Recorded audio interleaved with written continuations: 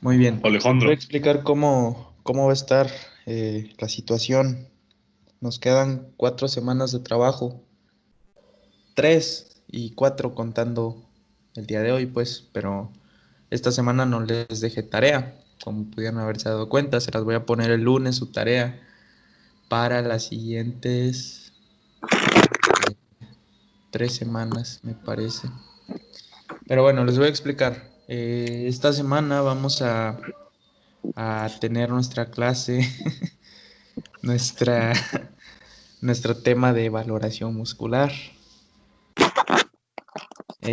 Como pudieron haberse dado cuenta algunos, fui a grabar unos videos, era específicamente sobre eso, sobre el tema de valoración muscular. Los hice para los chicos de cuarto, que pues esa es su materia como tal, y con ustedes, pues igual, viene como tema de revisar, así que se los voy a compartir también. Entonces, ahorita les voy a explicar nada más unas pautas que debemos tener para la valoración muscular, pero en sí, las clases que van a tener van a ser los videos prácticos que ya grabé. Ok, ahorita esta clase se puede decir que es un extra nada más para explicar qué onda, pero me van a hacer ustedes también 3 videos. Yo hice videos sobre valoración de cuello y tronco. Ese es el primero, valoración de miembro superior y valoración de miembro inferior. Entonces, su tarea como tal va a ser replicar alguna prueba muscular, grabarse y mandarme el video, ¿ok? Esa va a ser su tarea de las próximas 3 semanas. Vamos a finalizar nuestra materia con una clase de valoración de la sensibilidad, me parece. Pero eso sí va a ser aquí ya virtual otra vez. Entonces, estas 3 semanas, por favor, échenle ganas, salgan bonitos en su video. Si no tienen su uniforme limpio, lávenlo, desempólvenlo. Me imagino que ya les dejaron más videos, ¿no? Creo que vi también por ahí que se grabaron algunos. Entonces, no hay bronca. Entonces, ahorita les voy a explicar cómo está la situación, la cosa de lo de la valoración muscular, que para eso previamente ya les dejé que me hicieran una tablita de movimientos, de grados, de los músculos, que obviamente muchos de ustedes me lo hicieron muy bien. Felicidades. Y pues imagino que mínimo ya la han estado repasando, ya la han estado estudiando un poquito, ¿no? Mínimo, que sea un movimiento por día. Pero bueno, entonces vamos a empezar ahorita con su clase y el lunes yo les estoy mandando sus instrucciones para los videos o incluso a lo mejor mañana, pero pues el lunes es como que el día oficial, ¿no? En que la tendrían que ver. Y van a tener una semana para grabar un video, van a tener otra semana para grabar otro y otro para el otro, así que no hay excusa, ¿sale? Entonces vamos a comenzar, chavos. Vamos a compartir la pantalla. No quiten su cámara, por favor. Todavía no.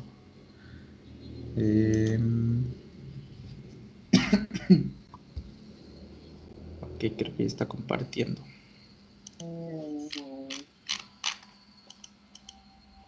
Ay, ay, ay. Devani, ¿nos quiere decir algo, Devani? Por favor. ¿Qué le ha parecido su materia de valoración de clínica propedéutica hasta ahora? Me acabo de dar cuenta que no tenía desactivado mi micrófono. Ah, desactívenlo porque luego escuchamos cosas que no. Luego está el de la basura, el del gas. A mí ya me pasó con otros grupos que viene el de la basura con la canción de la Tusa o no sé cómo, qué modificación le hicieron. Así que porfa apaguen su micrófono todos y pongan mucha atención. Su cámara no, por favor todavía no. Así manténganlo un ratito. De todas maneras ni se ven, creo. Ok, entonces como ya les mencioné, este tema que vamos a ver lo van a llevar como materia y espero que con esta explicación que les voy a dar ya tengan una idea más clara al momento que lleguen ustedes a esa materia en cuarto semestre. Entonces, échenle ganas con sus videos, por favor, porque el mejor video lo voy a seleccionar yo y se lo voy a mandar a control escolar, a la dirección, para que no sé qué vayan a hacer con él, no sé si lo publiquen, no sé qué hagan, pero de los chicos de cuarto ya seleccioné mi video y pues ustedes pueden salir ganadores de esta nueva tarea, ¿ok? Vamos a comenzar. A ver, aguanten. ¿Cómo quito esto? Ahí está. Ok, vamos a ver los principios de la evaluación manual de los músculos. Vamos a tener un sistema de puntuación. Hay diferentes escalas, como pueden recordar que al principio vimos las escalas funcionales. Hay diferentes escalas en este caso para la valoración muscular, pero nosotros nos vamos a basar en la escala de valoración muscular de Daniels, ¿ok? Ahorita se las explico, quizá algunos de ustedes ya tenga ahí familiaridad con ella, pero ahorita la vamos a ver mejor. El sistema de puntuación por grados, o sea, la calificación que ustedes le van a dar a un paciente va a variar. Se va a registrar en forma numérica y va a ir de un 0, que va a representar una ausencia de la actividad contráctil o ausencia de la movilidad, hasta un número 5, que va a representar una respuesta normal a esa valoración, a ese test. Cada puntuación numérica va a ir acompañada por una palabra que va a expresar el resultado y a su vez también va a ir escrita con una letra mayúscula, ¿ok? Aquí podemos observar, se ve un poquito borroso, disculpen, el sistema de puntuación por grados. Como ya les había mencionado, nosotros vamos a tener una tablita como la de goniometría, por ejemplo, no sé si ya han visto una donde les viene cada movimiento, les viene cada músculo que aparece en ese movimiento, parecida a la que ya me hicieron, pero pues está un poquito modificada. La pueden encontrar ahí en la escala, en el libro de Daniels. Creo que yo la tengo igual, yo creo que se las voy a mandar para que la vean cómo es. Entonces, las puntuaciones que nosotros le vamos a poner a cada test va a ir del 0 al 5, como ya les había dicho. Un 5 también se puede representar en ese test como una puntuación normal o la letra N. Puede ser un número 4 que va a representar un bien y va a ir también representada o acompañada con una letra B mayúscula, ¿ok? Un 3 es regular acompañada de la R, un 2 es mal acompañado de la M, un 1 va a ser actividad escasa y va a ir acompañada de una E, y un 0 va a ser puntuación nula, ¿ok? Sin actividad, o también lo pueden incluir ahí el número 0. ¿Ok? Esto es para que ustedes tengan un mejor pues concepto de la puntuación que sacaron en cada paciente. Si a lo mejor valoraron todo un miembro inferior, si a lo mejor valoraron todo el cuerpo completo, van a tener ustedes su listita, y para que no estén anotando ahí gran cantidad de cosas, pueden poner nada más puntuación 5, puntuación 2, puntuación 1 en tal músculo, puntuación 3 en tal movimiento, ¿ok? Se lo tienen que aprender como todas las otras escalas funcionales que ya vimos. Se deben de saber eh, deben de saber identificar a qué se refiere cada puntuación que ponen en la escala, para que así al momento de que ustedes la revisen sea un poquito más fácil y sea comprensible entre nosotros como colegas del área de la salud.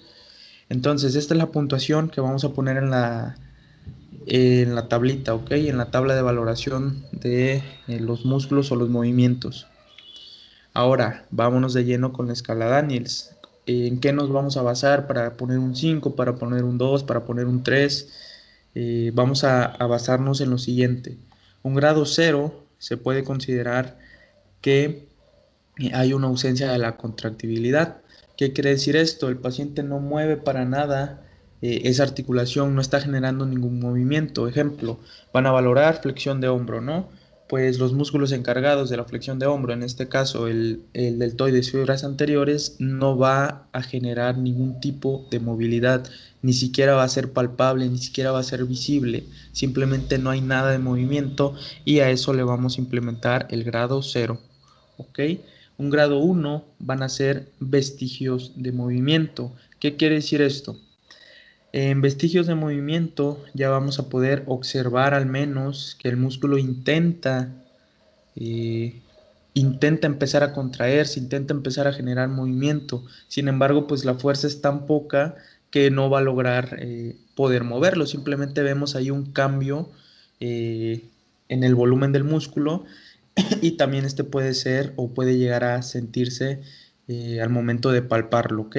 Pero recuerden, un 1 igual solo hay vestigios de movimiento, quizá ya hay un poquito, pero pues es mínima la fuerza que tiene el paciente.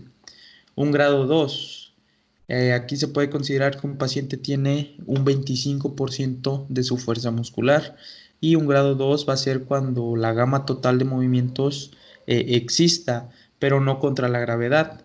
Esto quiere decir que también lo podemos realizar con movimientos pasivos. ¿A qué se refiere esto?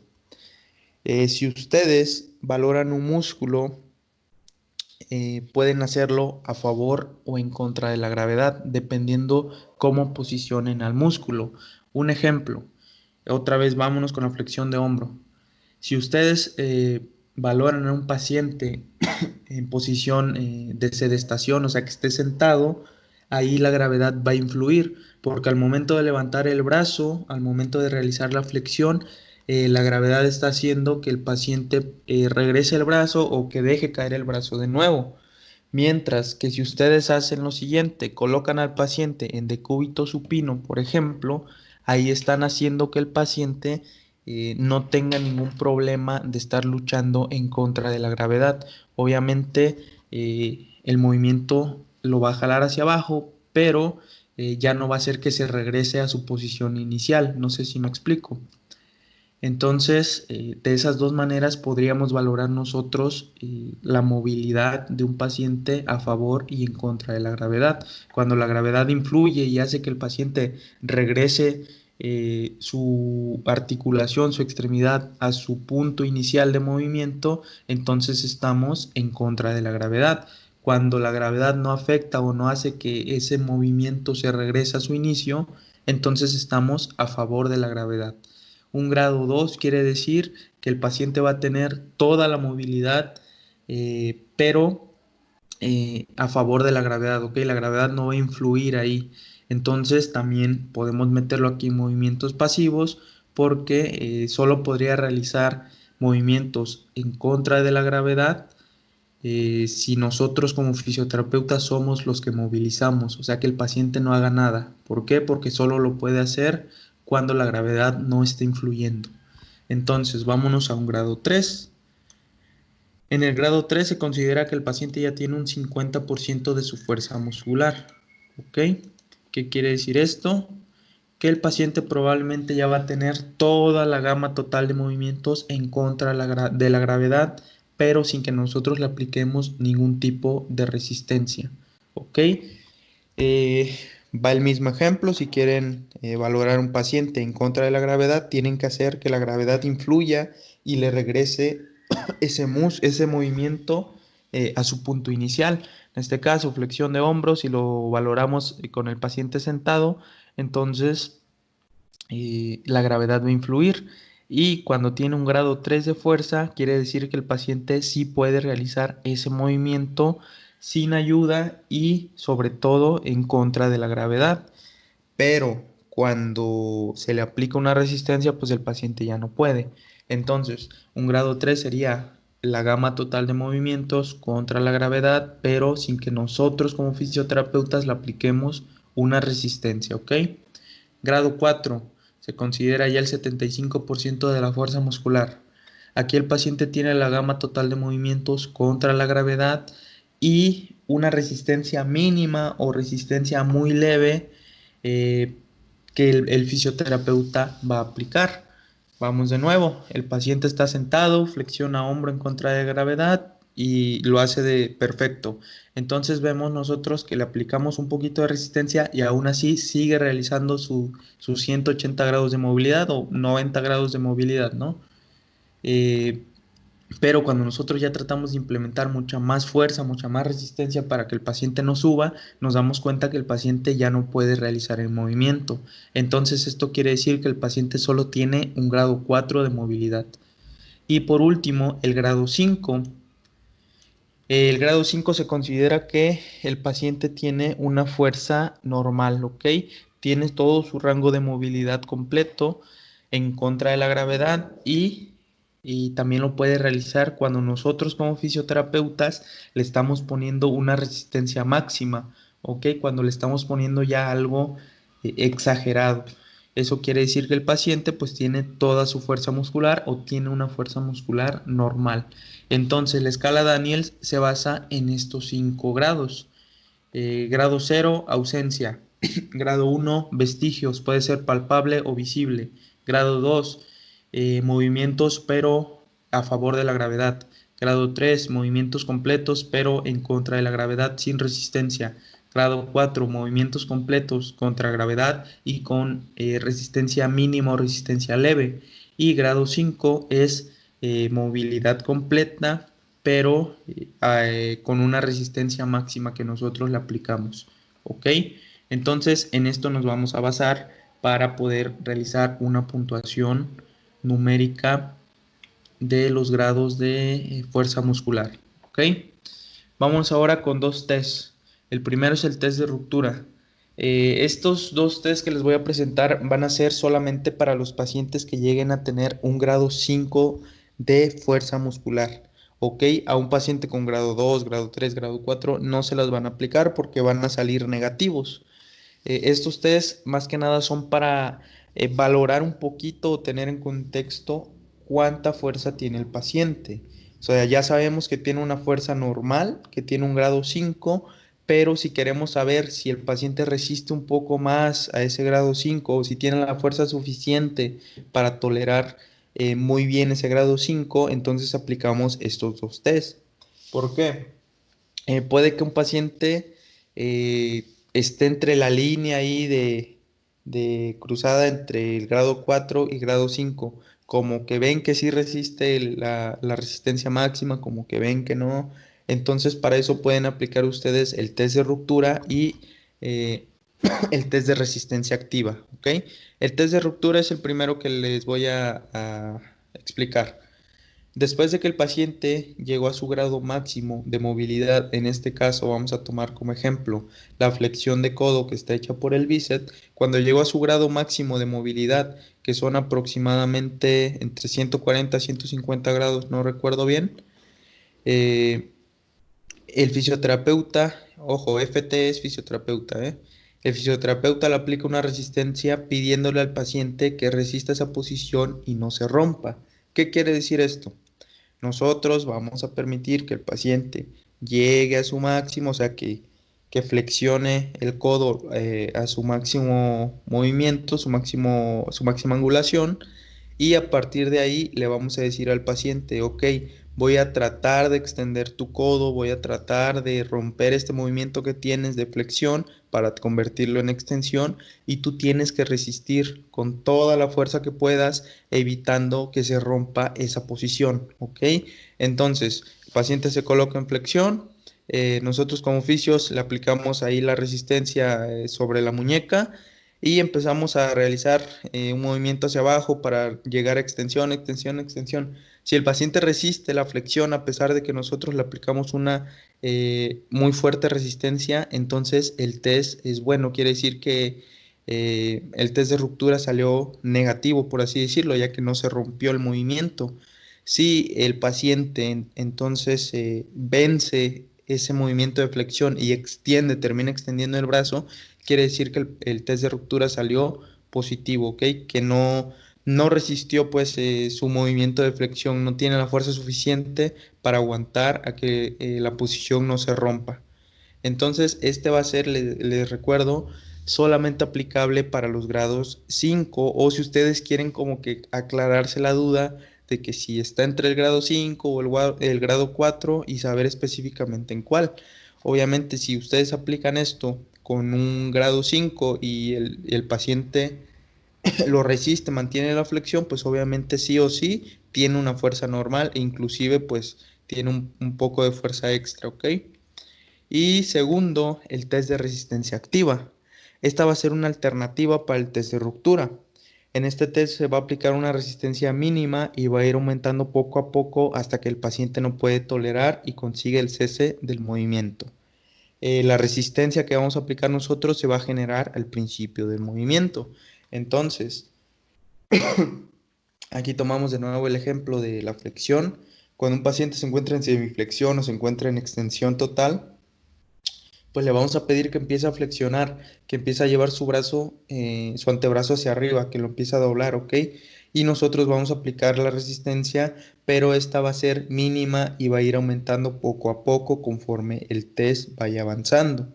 Si el paciente logra llegar a su flexión máxima, se puede decir que tiene una resistencia activa. Si el paciente cesa el movimiento antes de llegar a la máxima movilidad, o inclusive llegó a medias, o ni siquiera pudo levantar pues el brazo, entonces el test de resistencia activa está negativo, ¿ok? No tiene una resistencia prolongada.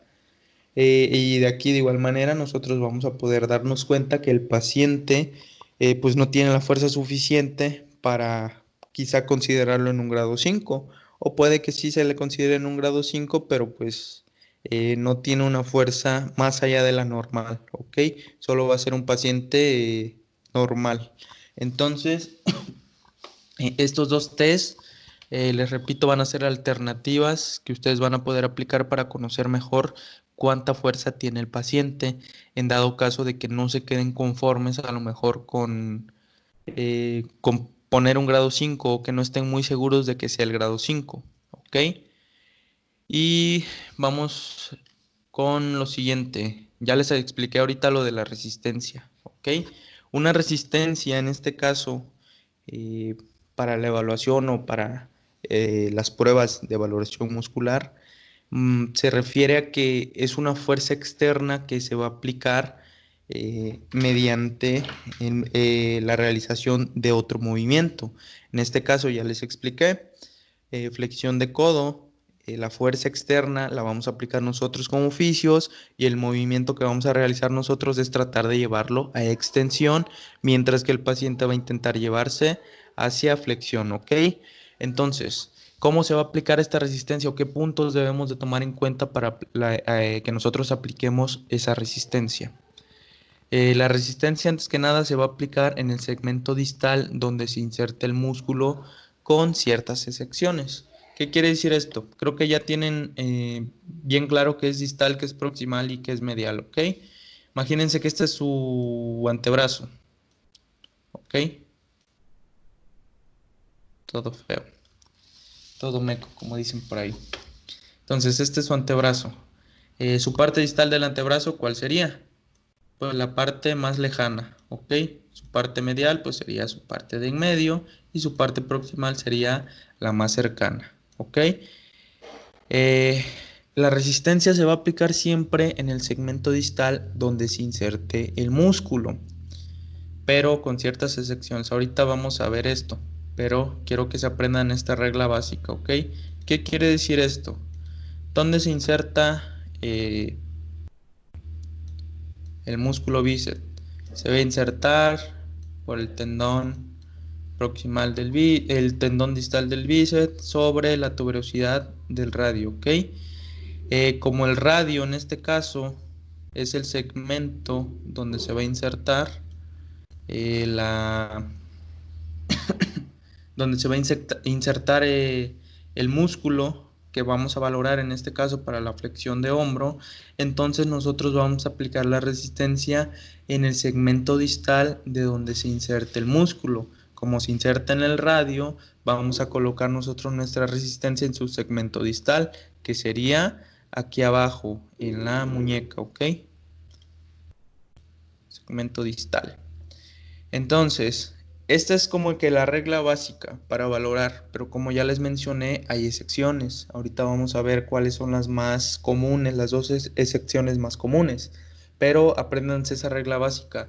La resistencia se va a aplicar en el segmento distal donde se inserte el músculo. Por eso es súper importante que más o menos, o sea, que no tanto que se aprendan de memoria el origen e inserción.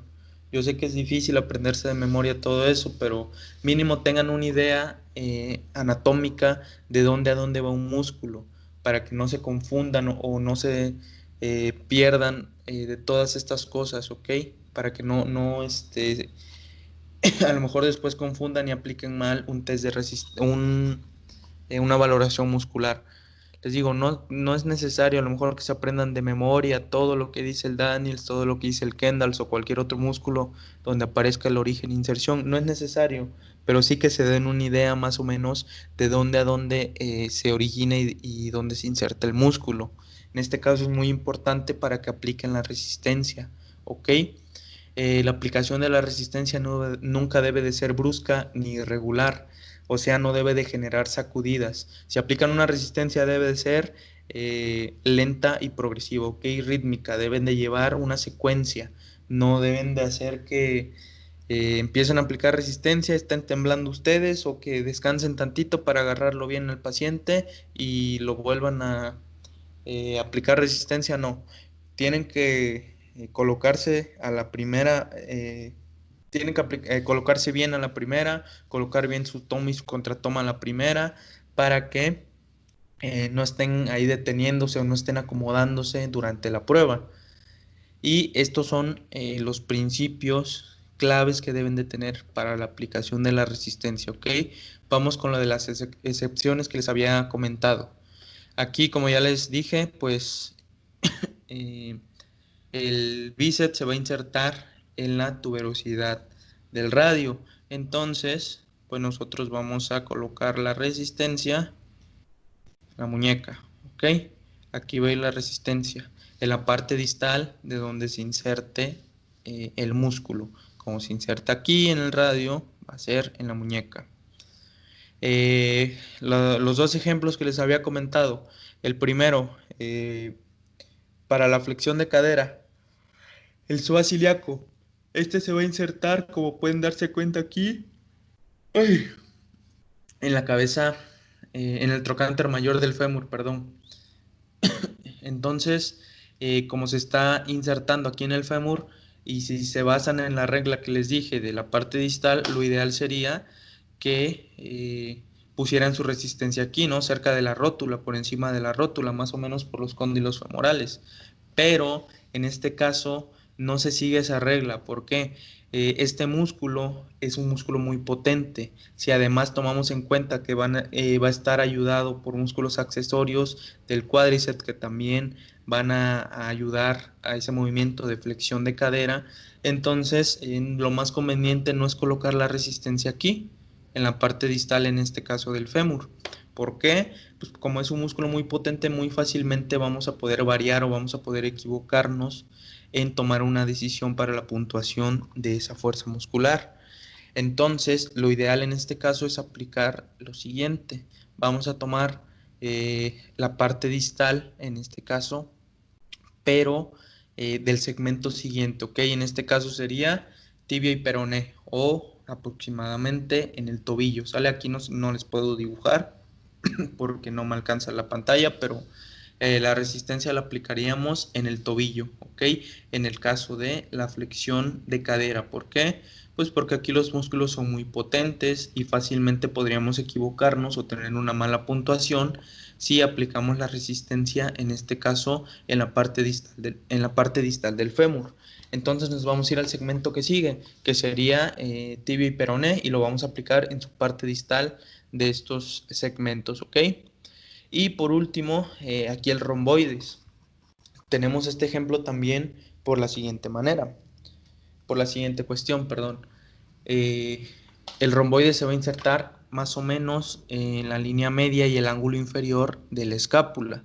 ¿Qué sería lo ideal? Pues colocar aquí nuestra resistencia en la parte distal de la escápula. Sin embargo, al ser un hueso plano, pues se quedan de, ajá, ¿y cuál es la parte distal? La parte distal sería aquí donde se está insertando, ¿no? Entonces ahí también surge la excepción en este caso. Y lo que haríamos es irnos al segmento siguiente. Nos podemos ir al hombro, que en este caso su parte distal del hombro sería a nivel del olecranon, ¿ok? Más o menos donde se inserta el tríceps. Aquí igual no lo puedo poner, pero pues la resistencia la podríamos aplicar en este caso por aquí, ¿ok? A nivel del brazo, en la parte distal del hombro. Entonces, estas dos secciones son las que vamos a tomar en cuenta para evitar seguir la primera regla que les había mencionado sobre sobre que la resistencia siempre se debe aplicar en el segmento distal donde se inserte el músculo, ¿ok? Entonces aquí no se sigue la regla, aquí tampoco se sigue la regla, pero aquí sí. Aquí deben de ustedes tener su lógica, eh, su propio enfoque fisioterapéutico, de que esto pues ya se los dije por la potencia del músculo, pero aquí pues por lógica no le van a poner la mano, no le van a aplicar la resistencia aquí en la escápula directamente, sino que se tienen que ir al segmento siguiente, ¿ok? Y principios, vamos con qué debe de tener el fisioterapeuta, qué principios debe de seguir el fisioterapeuta para valorar eh, los músculos y para valorar un movimiento. Que quiero aclarar algo aquí, ahora que lo estoy comentando. Va a ser muy difícil que ustedes puedan evaluar músculo por músculo, ¿ok? ¿Por qué? Porque cada músculo puede tener el mismo movimiento, puede generar el mismo movimiento, puede tener la misma acción. Entonces, no hay una prueba específica para los 650 músculos que tenemos. En este caso, las pruebas se llaman prueba de valoración manual de los músculos, sin embargo, como tal, no valoramos músculo por músculo, lo que valoramos más que nada es el movimiento y por ende qué músculos están generando ese movimiento. Por eso quería que se aprendieran bien su tablita que les dejé de tarea, porque ustedes se van a basar no tanto en la acción que hace cada músculo, sino en el movimiento y qué músculos están participando en ese movimiento. Porque si tú te enfocas en el movimiento, ya vas a saber de ley qué músculos están interactuando ahí. Mientras que si tú empiezas a repartir de que músculo por músculo, este músculo hace esto y este hace otro movimiento y este hace otro y este otro, entonces se van a confundir ahí muchísimo y les va a costar mucho trabajo para que intenten evaluar uno por uno. Entonces va a ir abarcando, la valoración va a abarcar el movimiento, pero dentro de va a abarcar todos los músculos que están participando en ese movimiento. Aquí les mencionaba eh, el psoas ilíaco, ¿ok? Pero el psoas ilíaco no es el único que hace el movimiento de flexión de cadera. Aquí el bíceps de igual no es el único. Puede que haya músculos accesorios por ahí que intervengan o que ayuden un poquito, eh, pero esos músculos pues no tienen como que una valoración específica o no tienen una variante para que nosotros los valoremos. Simplemente aquí pues se puede decir que la valoración va a ser del bíceps porque la flexión del codo se hace principalmente por ese músculo. Sin embargo, es algo erróneo o algo confuso porque la valoración que estamos haciendo no es solamente del bíceps. Se considera así porque es el principal, pero sin embargo hay muchos más músculos que también están ayudando a realizar ese movimiento. De igual manera aquí, el movimiento de flexión de cadera. El recto anterior ayuda un poco también a movilizar, a realizar ese movimiento, pero pues nosotros nos basamos más en que el psoas ilíaco es el principal músculo y también podemos decir que lo estamos valorando solamente a él. ¿Ok? Entonces no se confundan con eso, no se dejen llevar con que va a haber 600 pruebas musculares, no, simplemente van a valorar ustedes el movimiento y dentro de van a valorar qué músculos están realizando ese movimiento. Por eso es importante que aprendan, estudiense bien esa tabla que les dejé de tarea, por favor, porque eso lo van a ocupar al 100% en su carrera de fisioterapeutas, ¿ok?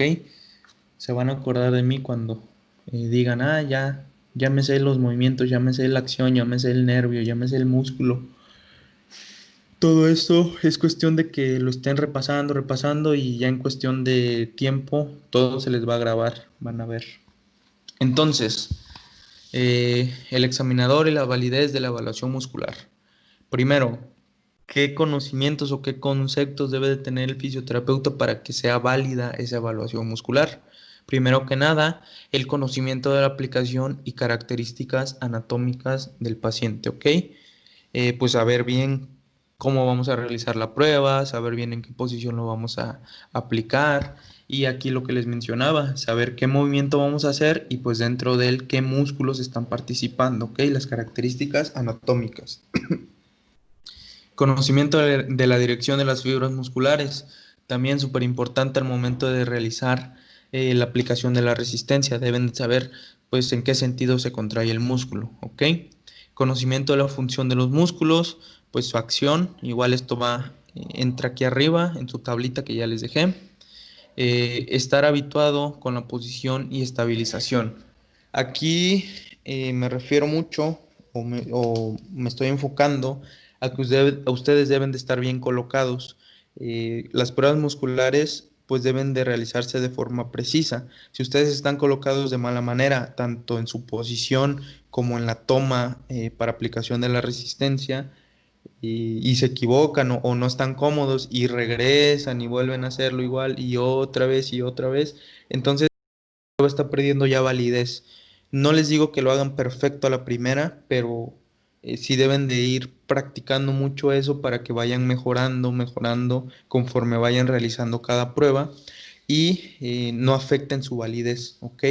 Entre más veces repitan la misma prueba porque no se acomodaron bien, porque no agarraron bien al paciente, porque el paciente no estaba bien estabilizado, entonces la prueba va a ir perdiendo validez, ¿ok? Y pues su resultado, su diagnóstico no va a ser 100% confiable.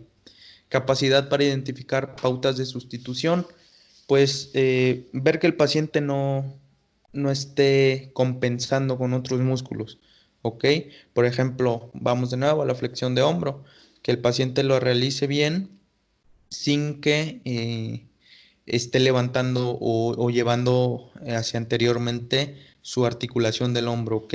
Debe de realizarlo de manera en que no sustituyan otros músculos, el músculo que está realizando el movimiento como tal, y sin que se apoye para poder llegar a su máximo de movilidad. Si un paciente llega, no sé, a 100 grados de movilidad de hombro, por ejemplo, de flexión de hombro, y necesita sustituir, necesita como que torcerse o hacer otro tipo de movimiento para que llegue al 100% de movilidad de flexión de hombro, entonces esta prueba ya no es válida porque ya está sustituyendo y está ayudándose o compensando con otras partes del cuerpo para lograr que la prueba se complete. Entonces deben de identificar bien, deben de tener esa capacidad para ver cuando un paciente ya no está haciendo su movimiento limpio, por así decirlo, sino que ya se está ayudando con otro tipo de movimiento o músculo, ¿ok? Capacidad para detectar la capacidad contráctil, igual esto más que nada en los grados 2, ¿ok? Grado 1, grado 2, perdón, grado 0 y grado 1. Deben de ver para saber diferenciar si es el 0, cero movilidad, nada de movilidad, o si es el 1 cuando ya hay vestigios. Deben de saber detectar que las fibras musculares ya se están contrayendo o están empezando a contraerse para que ustedes apliquen una puntuación correcta, ¿ok? Sensibilidad para detectar los contornos y volumen del músculo. Lo mismo para grado 0, grado 1, pues a ver cuando el músculo ya está cambiando de volumen porque ya hay una contracción aunque sea mínima. Y pues al momento de palpar ustedes ya sienten que el músculo se encuentra mínimamente contraído, ¿ok? Ya después de esto, vamos a ir con la influencia que tiene el paciente sobre la evaluación. Ya vieron qué deben de tener, qué capacidades o qué conocimientos deben de manejar como fisioterapeutas para que la prueba sea lo más válida posible. Ahora, ¿cómo contribuye el paciente? ¿En qué afecta cuando un paciente no está haciendo bien las pruebas o no está ayudando bien a las pruebas. Lo primero, pueden existir variaciones al valorar el esfuerzo que realmente ha realizado un paciente. ¿Qué quiere decir esto? Al ejecutarla bien o intentar parecer peor de lo que se encuentra. Aquí, cuando el paciente, por ejemplo, eh, no sé, me tocó a mí una vez que un paciente fue a una valoración, no lo valoré yo, pero sí me tocó estar ahí presente, fue en mis prácticas, que el paciente le estaba comentando al licenciado, oiga, es que, no sé, necesito que me haga como un tipo receta, ¿no? Una constancia de que salí mal en mi prueba porque me lastimé en mi partido de no sé qué de básquetbol, creo. Salí mal y necesito que para que en el trabajo me justifiquen y no sé qué. Entonces, yo me di cuenta antes de que le comentara eso, que el paciente intentaba como que no hacer bien los movimientos o intentar hacer mal, pues que la prueba saliera bien, ¿ok? ¿A qué me refiero con esto? A lo mejor le están valorando movilidad de hombro, ¿no?